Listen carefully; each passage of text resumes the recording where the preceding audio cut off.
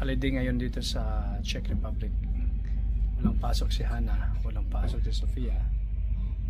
Kaya mamamasyal kami sa Brno. So, hindi pa kami nakapunta sa Brno. First time to. Kaya mag-adventure tayo doon. Tingnan natin kung ano yung Brno. Ang sabi, marami daw Pinoy doon. So, ang Brno ay isa sa pinakamalaking city. I think it's the biggest city in Czech Republic. Yeah. Okay. So, let's go.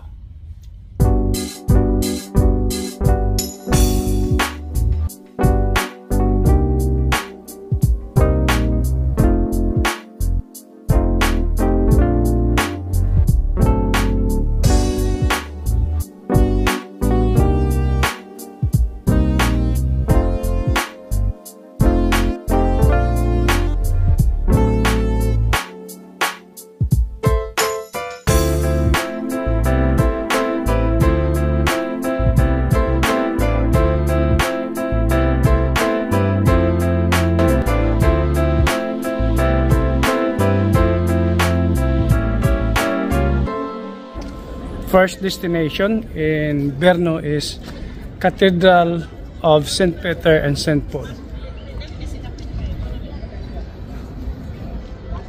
Tingnan natin kung anong makikita natin dyan.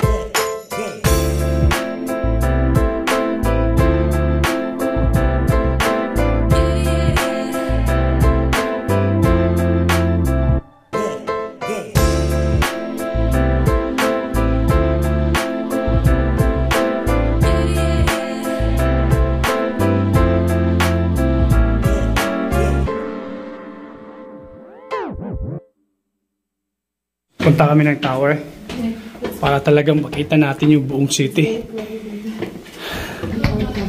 Paikot na stairs, simentadong hagdanan. So ito yung aming aakyatin hanggang doon sa tower. Are you ready, Pinkay? Let's go. So nakarating kami rito sa tuktok na. Siguro ako yung taong may acrophobia. Alam niyo yun, yung taong takot sa mataas. Acrophobia. Yun. Tingnan natin kung anong makita natin dito. So beautiful here. Kita mo talaga yung buong Brno. Pero kaya lang, talagang sobrang taas, nakakatakot. Yan. Yan mo. Nakakatakot. Sobrang taas kasi. Okay. Akala ko 360, hindi pala 360. Walang pala. Parang isang bintana lang. Isa doon, may isang pinto din dito para makita mo rin ang likod. There you go. Oh, this is the modern side. Huh? This is the modern. Uy, uy, uy. My. Gulay. Pinkay, you're not scared of height, Pinkay? I'm really scared of the heights. Like Sofia, I was not, but now I am. Nakakatakot talaga. This is the modern side Oh. of the. So, nandito kami ngayon sa tuktok ng tower. At mula rito, makikita mo talaga yung buong Brno. So, shout out sa lahat ng mga Pilipino dito sa Brno. Okay, andito kami. At namamasyal. At nakikita namin ang buong city ng Brno. Sobrang laki pala talaga. Kaya ang Brno ay isa sa pinakamalaking syudad ng Czech Republic na may population na 400,000 katao.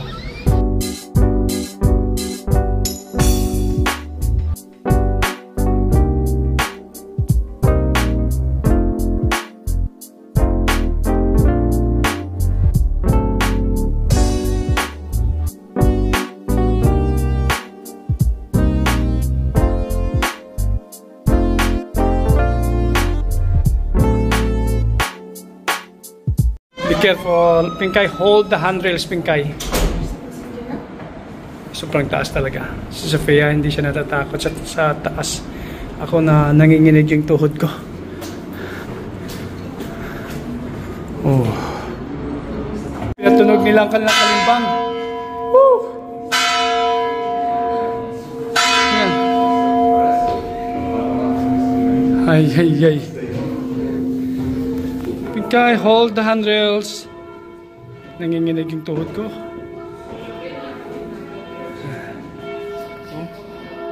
Oh, ito, kung ano ito, nangalati na kami. Hindi nakisama sa amin yung panahon na umaambon. Well, umaaraw na umaambon. Yan.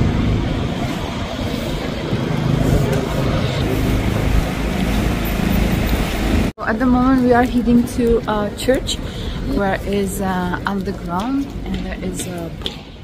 Okay, so this is where Hannah wants to go. Town hall. Are you sure? This is where you want to go? Yeah, I want to go to church. Church. Can you check if the we are on the right spot? But you said earlier we're going to town hall. Now Yeah. church. Oh, that's the church. Is it? Yeah. Yeah, that's the church. So, It's not down here, there's a church. okay. Okay, so we go down. Ganda ng view talaga rito. At least nakapunta na kami sa Brno. So next siguro na punta namin is yung Olomouc. Olomoucki. It's okay. In English. So ito yung gustong puntahan ni Hannah dito sa baba. Dito. Yan. Yung skeleton remains of as many as 50,000 people. Wow. Okay, let's go down there. Is there an entrance fee? Okay, let's go.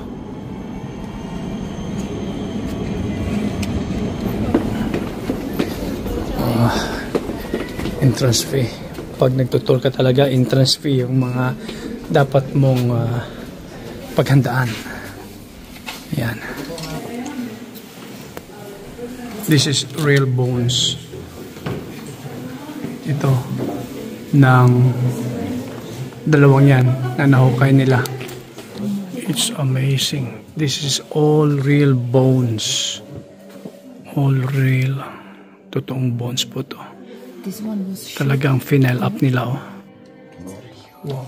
You don't touch it, Pinkay. Don't touch it. We are not allowed to touch anything there. No, it can be real. Is it real? Wow. Ito pong lahat ito ay totoong skull po ito. At least nalaman natin yung history na nangyari noon sa panahon na ni Kupong-Kupong. Yan.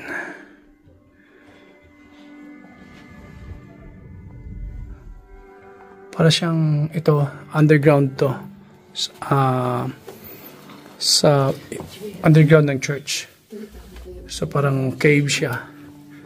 Na talagang dito nila pinail up yung mga skeleton na nahukay nila.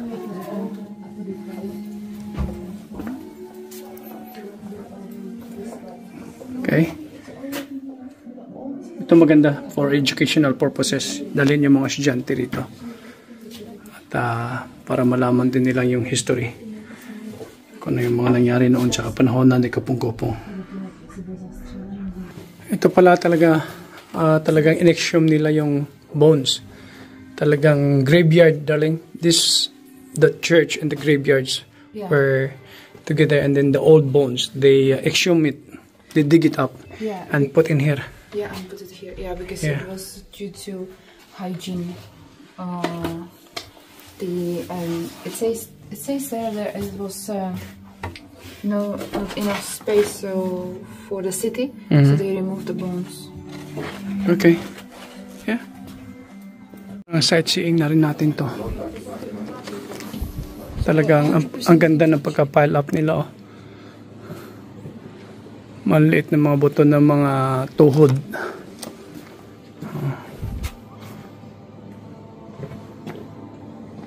Ha?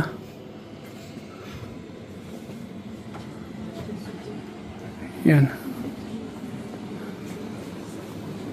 Ito.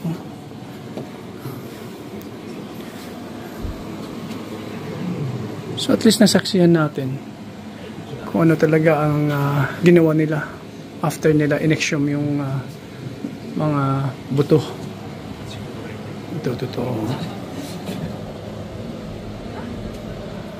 At ito pa. Ang daming mga buto. Yan, buto lahat yun, oh. Yan. Ito din. Or this person could be woman, or that person could be related to you. How would you know? So, ito talaga mga totoong bones to. Legs, knees, skull. There's no knees, there's legs. Kneecap. Okay, pwede siya totoo rito. Yan. Yung buong skeleton. You can see. Yeah. Aha.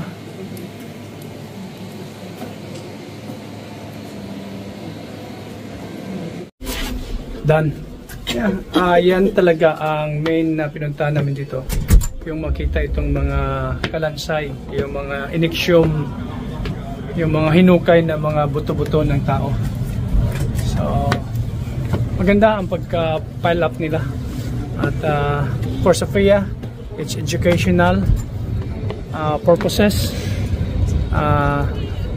At nakita niya kung ano talagang itsura ng totoong kalansay.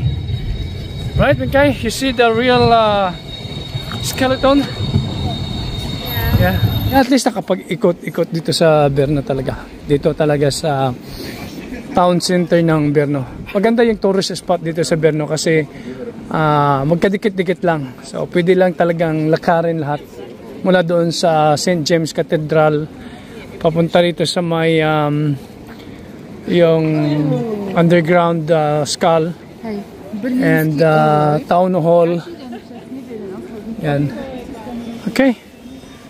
At least maganda ng panahon, hindi na umambon. Kanina umambon eh. So maganda maglakad-lakad. Medyo may kalamigan lang kasi alam niyo na, autumn na. Do you know the Prague Tower Watch? Yes. Okay, so Yeah. Brno has also their own Tower Watch. Is it Tower? Yeah, Tower Watch. No, Tower Watch. That one, no? Tower Watch? No, okay.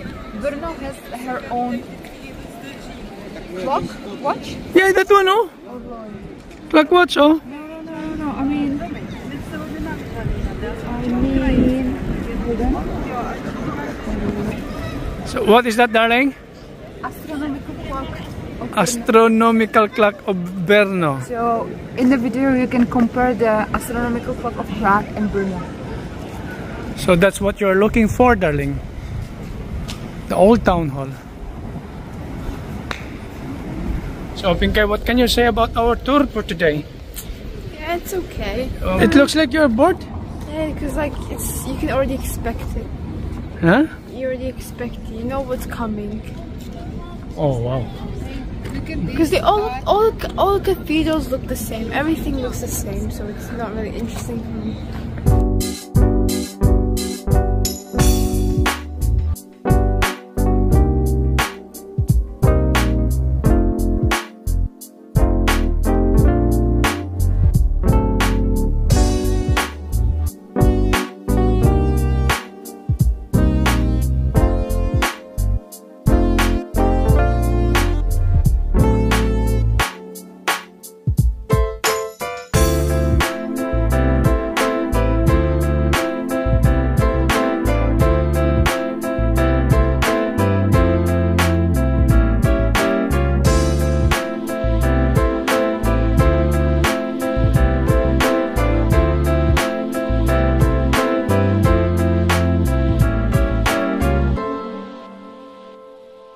Sabi may Filipino store daw dito. Andito na kami sa loob ng mall. Ang hirap harapin. Sabi ng Google Maps, nandito na kami. Pero, hindi namin mahagilap. So, nasa loob kami ng mall.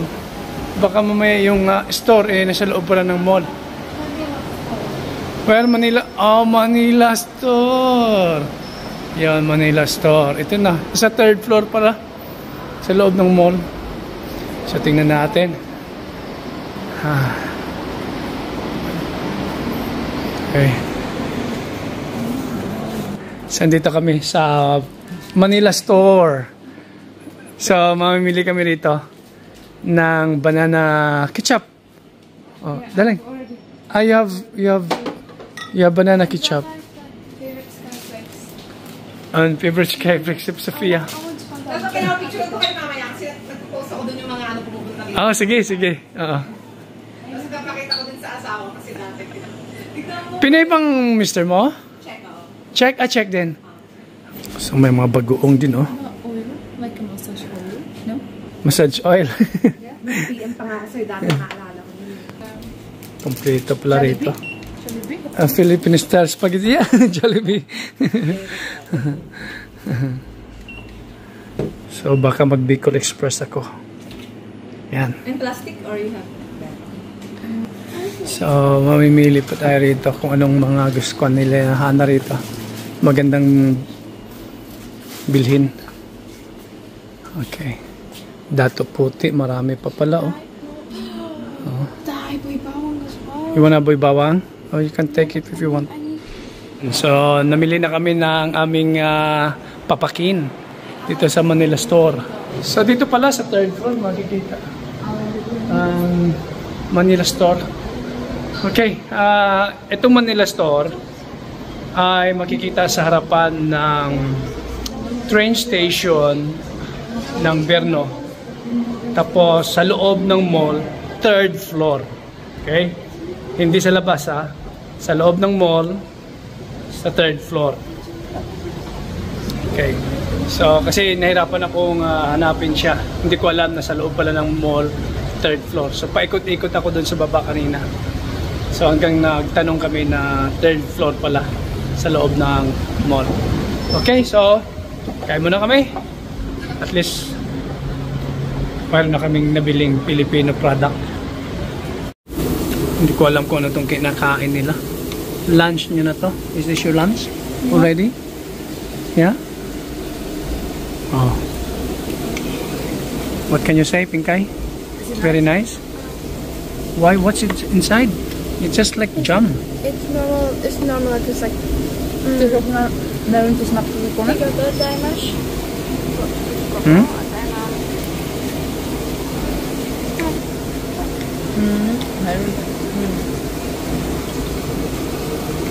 Nice.